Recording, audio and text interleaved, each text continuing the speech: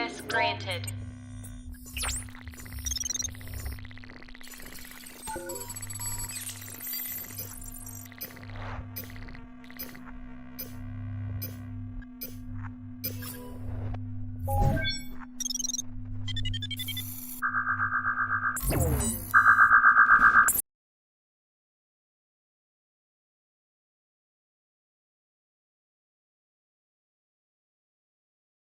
Hai teman-teman, saya Yelni. Di sini saya akan membawakan materi tentang faktor yang mengatur tekanan darah. Ada beberapa faktor yang dapat mengatur tekanan darah. Yang pertama yaitu curah jantung. Curah jantung merupakan volume aliran darah dari jantung melalui ventrikel dan biasanya diukur dalam liter per menit. Curah jantung dapat dihitung loh. Kita dapat menghitung curah jantung dengan volume stroke dikalikan dengan denyut jantung. Faktor apapun yang dapat menyebabkan curah jantung meningkat, ataupun dengan meningkatkan denyut jantung atau volume stroke, atau mungkin keduanya, akan meningkatkan tekanan darah dan meningkatkan aliran darah. Faktor-faktor ini termasuk rangsangan simpatis, katekolamin epinefrin, dan norepinefrin, hormon tiroid, dan peningkatan kadar ion kalsium. Sebaliknya, faktor apapun yang menurunkan curah jantung dengan menurunkan denyut jantung atau stroke volume maupun keduanya akan menurunkan tekanan arteri dan aliran darah. Faktor-faktor yang termasuk merupakan stimulasi parasimpatis, peningkatan atau penurunan kadar ion kalium, penurunan kadar kalsium, anoksia, maupun faktor yang kedua yaitu resistensi vaskular perifer. Resistensi pembuluh darah perifer mengacu pada kepatuhan yang merupakan kemampuan kompartemen apapun untuk mengembang maupun mengakomodasi peningkatan konten. Semakin besar kepatuhan arteri, semakin efektif arteri dapat mengembang untuk mengakomodasi lonjakan aliran darah tanpa meningkatkan resistensi atau tekanan darah. Vena lebih patuh daripada arteri dan dapat mengembang untuk menampung lebih banyak darah. Ketika penyakit pembuluh darah menyebabkan kekakuan arteri, misalnya aterosklerosis atau arterisklerosis, kepatuhan berkurang dan resistensi terhadap aliran darah meningkat. Hasilnya adalah lebih banyak turbulensi dan juga tekanan yang lebih tinggi dalam pembuluh darah serta berkurangnya aliran darah. Hal ini dapat meningkatkan kerja jantung.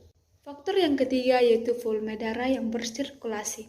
Volume darah yang bersirkulasi adalah jumlah darah yang bergerak ke seluruh tubuh. Aliran balik vena yang meningkat akan meregangkan dinding atrium tempat baroreseptor khusus. Baroreseptor ini merupakan reseptor pengenderaan tekanan. Ketika baroreseptor atrium meningkat laju penembakannya, dan ketika merenggang karena peningkatan tekanan darah, pusat jantung merespon dengan meningkatkan rangsangan simpatis dan menghambat rangsangan parasimpatis untuk menempatkan. Baik, Assalamualaikum warahmatullahi wabarakatuh. Perkenalkan, nama saya Asmiati. Di sini saya akan melanjutkan materi tentang faktor yang mengatur tekanan darah. Nah, faktor selanjutnya adalah kekentalan darah. Kekentalan darah ini biasa juga disebut dengan viskositas darah. Kekentalan ini terjadi karena adanya unsur-unsur yang ada di dalam darah seperti protein plasma darah dan unsur-unsur yang lain. Nah, viskositas darah ini kira-kira 5 kali lebih besar daripada air. Viskositas darah ini bisa didefinisikan sebagai ukuran ketebalan cairan atau resistensi yang dapat menghambat mengalirnya darah. Nah, viskositas ini dapat bersifat dramatis pada tekanan dan aliran darah. Kita dapat memberikan perumpamaan seperti madu dan air. Madu yang bersifat lebih kental daripada air akan mengalami resistensi yang lebih besar daripada air. Nah, selanjutnya ada elastisitas dinding pembuluh darah. Elastisitas dinding pembuluh darah ini mengacu pada kemampuannya untuk kembali ke posisi normal ketika setelah mengembang atau dikompresi. Nah, dinding pembuluh darah yang berdiameter lebih besar akan bersifat lebih elastis. Jika dinding pembuluh darah bersifat kaku atau tidak dapat mengembang atau mengempis, maka resistensi terhadap aliran darah juga akan meningkat. Nah, dalam kasus ini jantung akan bekerja lebih besar atau lebih keras untuk meningkatkan volume darah yang dikeluarkan dan mempertahankan tekanan darah agar tetap normal.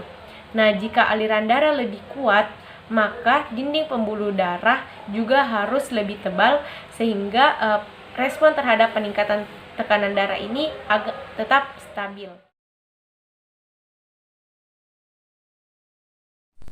Perkenalkan, nama saya Novi Sabrina dengan NIM akhir 090. Di sini saya akan menjelaskan tentang penyakit yang ditimbulkan akibat kelainan jantung. Yang pertama yaitu aritmia. Aritmia ini adalah penyakit yang ditimbulkan karena adanya gangguan pada impuls listrik yang bertugas mengatur detak jantung. Nah, faktor yang menyebabkan penyakit aritmia itu ada 6. Yang pertama yaitu disebabkan oleh penyakit arteri koroner. Kemudian ada yang disebabkan juga oleh ketidakseimbangan elektrolit yang ada dalam darah seperti kekurangan natrium atau kalium. Kemudian yang ketiga ada perubahan pada otot jantung. Kemudian yang keempat, perlukaan akibat serangan jantung atau yang biasa diakibatkan oleh luka yang terjadi akibat serangan jantung. Kemudian yang kelima yaitu irama jantung yang tidak beraturan dan juga terjadi pada jantung orang normal atau jantung yang sehat.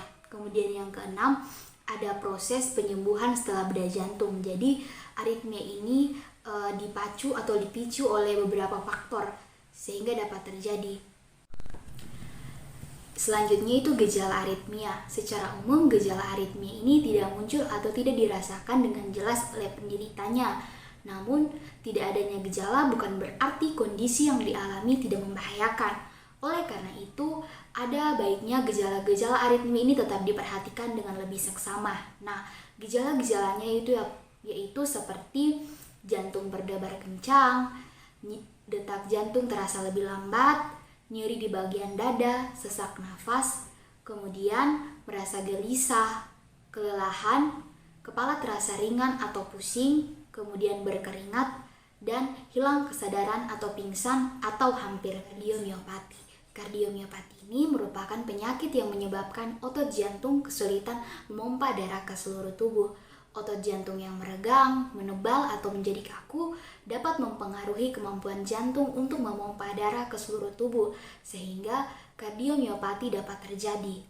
Nah, penyebab dari kardiomiopati. Kardiomiopati ini dapat terjadi karena otot jantung yang membesar, menebal, atau menjadi kaku. Berdasarkan penyebabnya, kardiomiopati terdiri dari beberapa jenis, yakni yang pertama, kardiomiopati dilatasi. Seperti pada gambar kita dapat melihat jenis kardiomiopati dilatasi. Jenis kardiomiopati ini dapat terjadi karena otot jantung menebal dan melemah. Kondisi ini sering bermula di ventrikel kiri atau bilik kiri jantung yang menyebabkan menurunnya kemampuan jantung dalam memompa darah. Nah, jika dibiarkan, kondisi ini dapat menyebar ke bagian jantung lainnya, seperti ventrikel kanan, bahkan ke atrium atau serambi jantung. Kardiomiopati yang kedua yaitu kardiomiopati hipertrofik, di mana jenis kardiomiopati ini mengakibatkan penebalan otot jantung, terutama yang mempengaruhi pompa jantung pada ventrikel kiri dan membuat jantung lebih sulit bekerja secara normal. Kardiomiopati yang ketiga yaitu kardiomiopati restriktif, di mana jenis kardiomiopati ini mengakibatkan otot jantung menjadi kaku atau tidak elastis. Perkenalkan, saya Sarni Sanudin. Di sini saya akan menjelaskan mengenai penyakit yang ditimbulkan akibat dari kelainan jantung. Contohnya itu penyakit jantung bawaan. Penyakit jantung bawaan atau congenital heart disease adalah kelainan pada struktur dan fungsi jantung yang sudah ada sejak lahir. Kondisi ini dapat mengganggu aliran darah dari jantung dan menuju jantung hingga dapat mengancam jiwa. Selanjutnya, faktor penyebab jantung bawaan. Penyakit jantung bawaan dapat terjadi karena dua faktor genetik dan faktor lingkungan. Faktor genetik antara lain pengaruh keturunan atau riwayat penyakit dalam keluarga dan sindrom tertentu karena jumlah kromosom yang tidak normal. Contohnya itu sindrom Down. Kemudian faktor lingkungan seperti infeksi maternal virus rubella, penggunaan obat-obatan yang teratogenik selama masa kehamilan, dan konsumsi alkohol yang berlebihan. Gejala penyakit jantung bawaan antara lain yang pertama itu irama jantung tidak normal, yang kedua kulit berwarna biru, sesak napas, yang ketiga tidak dapat makan atau tumbuh secara normal bagi bayi, dan yang keempat itu pembengkakan jaringan tubuh atau organ. Selanjutnya itu jenis penyakit jantung bawaan. Penyakit jantung bawaan dibagi menjadi dua kelompok berdasarkan pengaruh pada kadar oksigen dalam darah. Yang pertama itu ada asionotik. Penyakit jantung asionotik, kadar oksigen dalam darah tidak menurun sehingga individu tidak terlihat berwarna biru. Yang kedua itu ada sianotik. Nah, pada penyakit jantung bawaan sianotik, kadar oksigen dalam darah menurun yang menyebabkan individu terlihat berwarna biru. Kemudian, penyakit jantung bawaan dapat dibagi berdasarkan bagian organ jantung yang terkena. Pertama itu penyakit jantung bawaan dengan kelainan pada katup. Penyakit jantung bawaan jenis ini terjadi akibat melemahnya atau tertutupnya katup jantung sejak bayi lahir. Kemudian yang kedua itu penyakit jantung bawaan dengan kelainan pada dinding jantung. Kelainan pada dinding atrium dan ventrikel dapat mengganggu fungsi jantung dalam memompa darah dan darah terkumpul pada area yang tidak seharusnya. Ketiga itu penyakit jantung bawaan dengan kelainan pada pembuluh darah. Penyakit jantung bawaan terjadi pada arteri dan vena dari dan ke jantung. Kondisi ini menyebabkan aliran darah dari jantung itu terhambat. Gagal jantung ini disebabkan oleh adanya kelainan struktur atau fungsi dari jantung sehingga jantung ini tidak bisa memberikan suplai darah untuk memenuhi kebutuhan metabolisme jaringan. Nah, adapun penyakit gagal jantung ini memiliki beberapa penyebab. Yang pertama itu kerusakan atau penyakit pada otot jantung. Kemudian adanya masalah pada katup jantung, aritmia atau gangguan irama detak jantung, hipertensi, diabetes, anemia, serta konsumsi alkohol dan obat-obatan terlarang. Nah, selanjutnya adalah penyakit katup jantung. Penyakit katup jantung ini adalah kondisi di mana katup jantung mengalami kelainan atau kerusakan. Nah, kelainan atau kerusakan pada katup jantung ini ada 3 jenis. Yang pertama ada stenosis, yang kedua regurgitasi, yang ketiga ada atresia.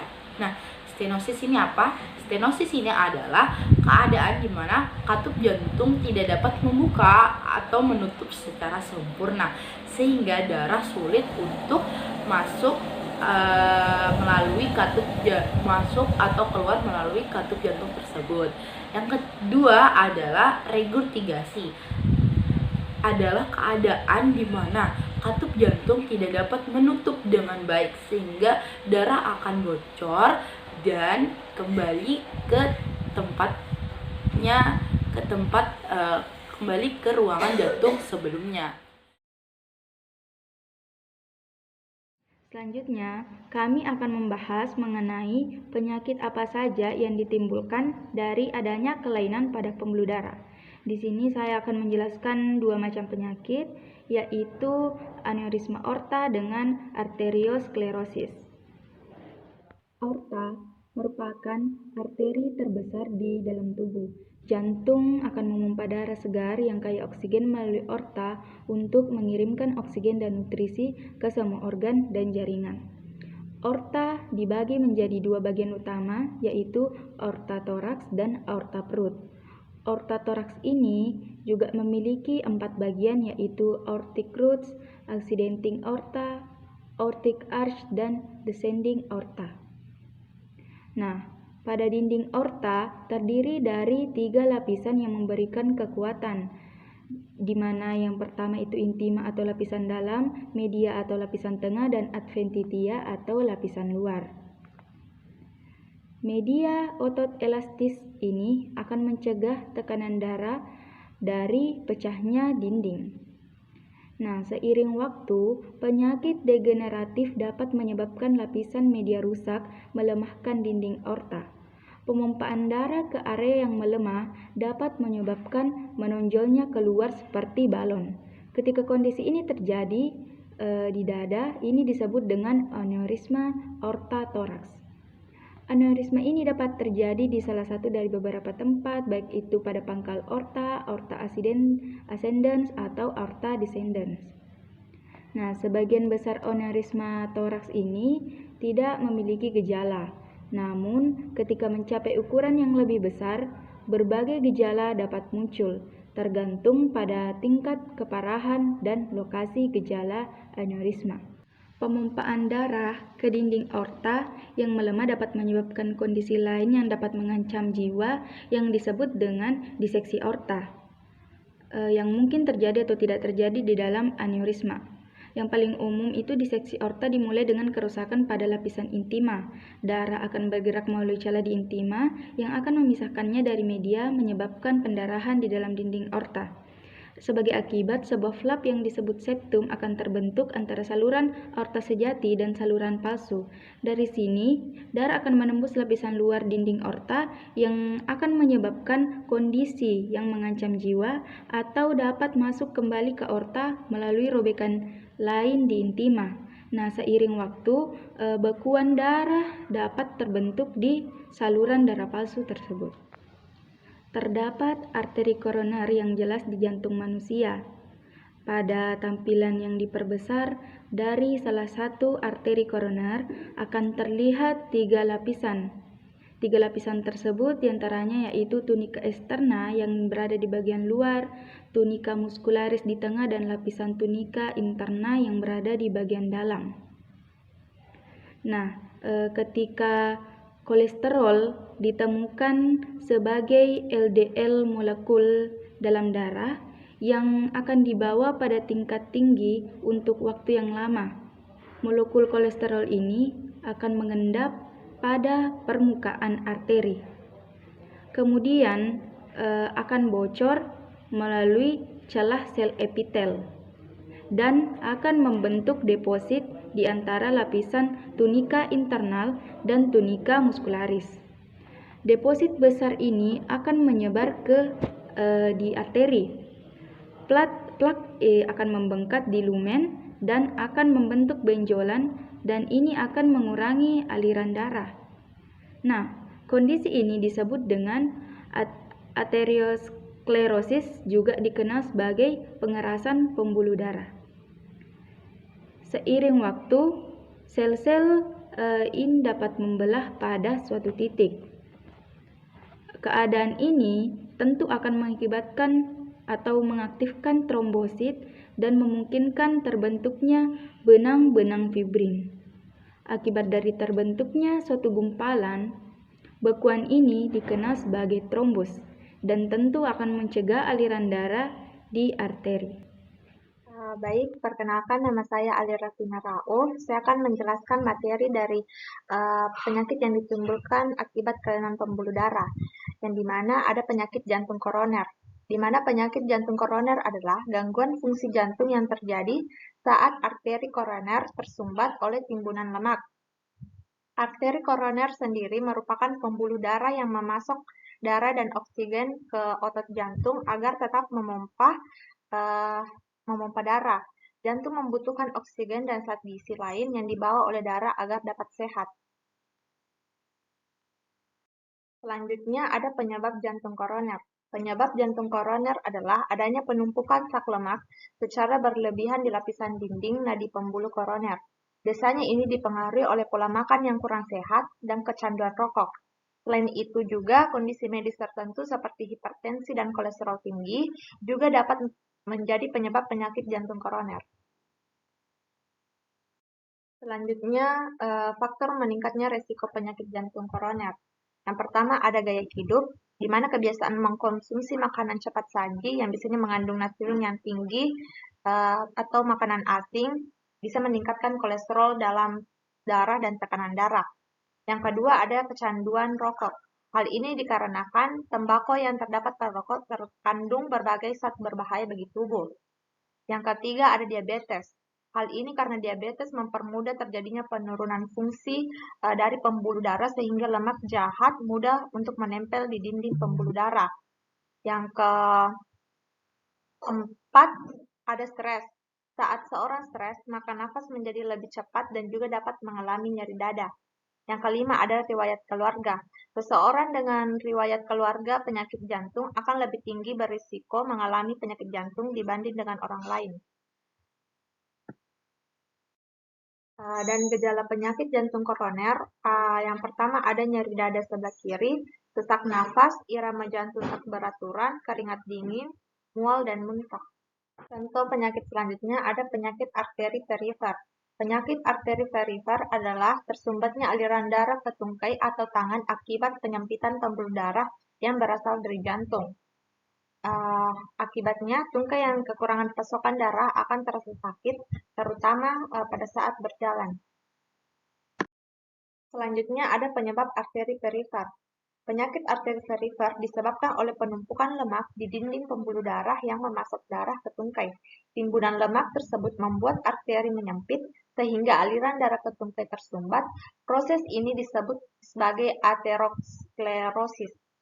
Meski jarang terjadi, penyakit arteri perifer juga dapat disebabkan oleh kondisi berikut: cedera pada tungkai, peradangan di pembuluh darah arteri, kelainan pada bentuk otot atau ligamen, paparan radiasi.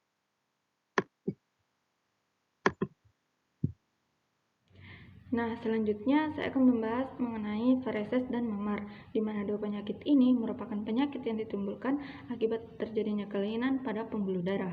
Nah, vareses merupakan penyakit yang terjadi akibat terjadinya penebalan pada pembuluh darah vena. Nah, vareses ini terlihat seperti urat-urat halus kebiru-biruan dan berkelok-kelok yang pada umumnya dapat menimbul pada seputaran betis belakang. Nah, menebalnya pembuluh darah vena ini disebabkan karena lumpuhnya katup-katup vena sejak lahir, kemudian ditambah dengan bertambahnya beban pada pembuluh darah vena. Nah, adapun faktor-faktor yang dapat memicu timbulnya vareses yaitu yang pertama ada faktor keturunan, yang kedua ada faktor kehamilan, dan yang ketiga yaitu ada faktor kebiasaan memakai sepatu hak tinggi. Adapun penyebab terjadinya vareses yaitu yang pertama berkurangnya elastisitas dinding pembuluh vena yang menyebabkan pembuluh vena melemah dan tidak dapat mengalirkan darah ke jantung sebagaimana mestinya. Nah, aliran darah dari kaki ke jantung sangat melawan gravitasi bumi. Karena itu, pembuluh darah harus kuat. Begitupun juga dengan dinamisasi otot di sekitarnya. Nah, yang kedua, rusaknya katup pembuluh vena. Nah, di mana katup atau klep ini bertugas untuk menahan darah yang mengalir ke jantung agar tidak keluar kembali. Nah, apabila katup yang rusak, maka akan membuat darah berkumpul di dalam dan menyebabkan gumpalan yang mengganggu aliran darah. Selanjutnya yaitu penyakit memar. Nah, memar ini atau lebam adalah suatu jenis cedera pada jaringan biologis karena kerusakan kapiler darah yang menyebabkan darah merembes pada jaringan sekitarnya yang biasanya ditimbulkan oleh tumbukan benda tumpul. Nah, memar ini menimbulkan daerah kebiru-biruan atau kehitaman pada kulit. Nah, bila terjadi pendarahan yang cukup, timbulnya pendarahan di daerah yang terbatas disebut hematoma. Nah, kebanyakan memar terjadi saat pembuluh darah kecil atau kapiler yang berada di permukaan kulit rusak karena terpukul atau terkena benturan keras. Nah, saat ini terjadi, darah akan keluar dari pembuluh darah dan muncul sebagai tanda biru kehitaman. Akhirnya, tubuh akan mereabsorpsi darah tersebut dan tanda biru kehitaman tersebut akan hilang. Nah, beberapa orang, terutama wanita, lebih mudah terjadi memar. Nah, saat mulai tua, beberapa faktor yang dapat meningkatkan terjadinya memar, termasuk yang pertama ada rentannya kapiler, di mana dengan berjalannya waktu, jaringan yang menopang pembuluh akan melemah, dan dinding kapiler akan menjadi rentan dan mudah pecah. Nah, yang kedua ada penipisan kulit. Dengan pertambahan usia, kulit akan menjadi lebih tipis dan kehilangan beberapa lapisan lemak yang melindungi pembuluh darah. Nah, materi yang saya sampaikan ini merupakan materi terakhir dari kelompok kami. Sekian dan terima kasih.